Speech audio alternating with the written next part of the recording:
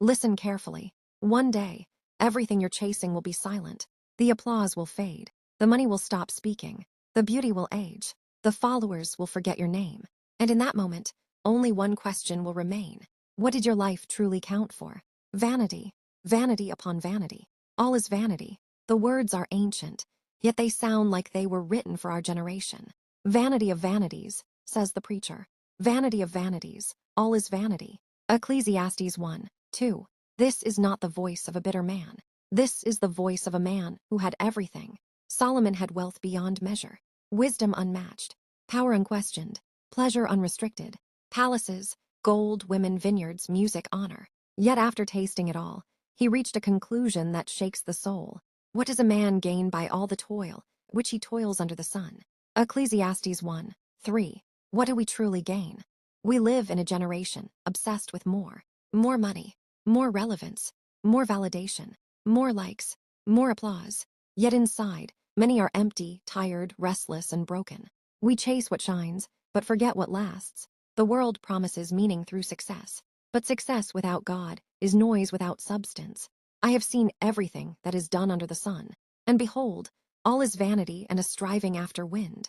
Ecclesiastes 1:14. Striving after wind. You reach, and there is nothing to hold. People sacrifice their peace for wealth, their families for ambition, their souls for temporary pleasure. Yet Scripture asks a haunting question. What shall it profit a man if he gains the whole world and loses his soul? Mark 8:36. You can gain everything and still lose the most important thing. Life feels long when you're young, but Scripture reminds us how fragile it truly is. Man is like a breath. His days are like a passing shadow.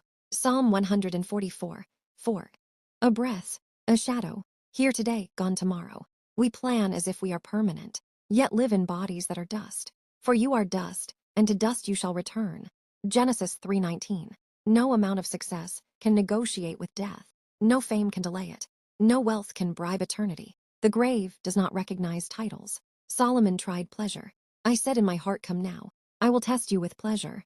Enjoy yourself. But behold, this also was vanity. Ecclesiastes 2:1. Pleasure promises satisfaction, but delivers emptiness. It feels good. Then it fades. Then you need more. Then you feel worse than before. Temporary pleasure creates permanent hunger. She who lives in pleasure is dead, even while she lives. 1 Timothy 5:6. A person can be alive physically, yet dead spiritually. Solomon worked harder than most men who ever lived. I hated all my toil in which I toil under the sun, seeing that I must leave it to the man who will come after me. Ecclesiastes 2:18. You work, you build, you sacrifice, and one day someone else takes it. Ambition without eternity is exhausting. Unless the Lord builds the house, those who build it labor in vain. Psalm 127:1. When God is absent, effort becomes vanity. The emptiness you feel is not a mistake. It is a signal. God designed the human heart for eternity, not temporary satisfaction. He has put eternity into man's heart. Ecclesiastes 3:11. That ache you feel cannot be filled with money. That restlessness cannot be healed by success. That void was shaped for God alone.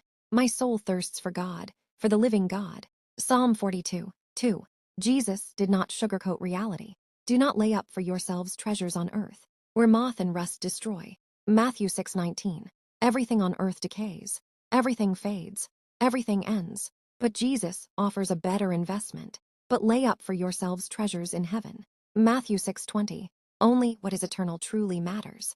After all Solomon's searching, he reached the final conclusion. The end of the matter, all has been heard. Fear God and keep his commandments, for this is the whole duty of man. Ecclesiastes 12:13. This is not fear that runs away. This is reverence that bows the heart. Life finds meaning only in God. Without him, wealth is vanity, pleasure is vanity, fame is vanity, wisdom is vanity. But with him, life has purpose, suffering has meaning, death has hope. One day, you will stand before God, not with your achievements, not with your followers, not with your possessions, but with your soul. For we must all appear before the judgment seat of Christ. 2 Corinthians 5:10. What will truly matter then? Not how loud the world applauded you, but whether heaven knows your name. Everything is vanity, except God. Everything fades, except his word. Everything ends, except eternity. The world is passing away, along with its desires. but whoever does the will of God abides forever. 1 John 2:17. Slow down, reflect, turn your heart back to God, because at the end of life's long road, only one thing will stand tall: a soul that lived for God.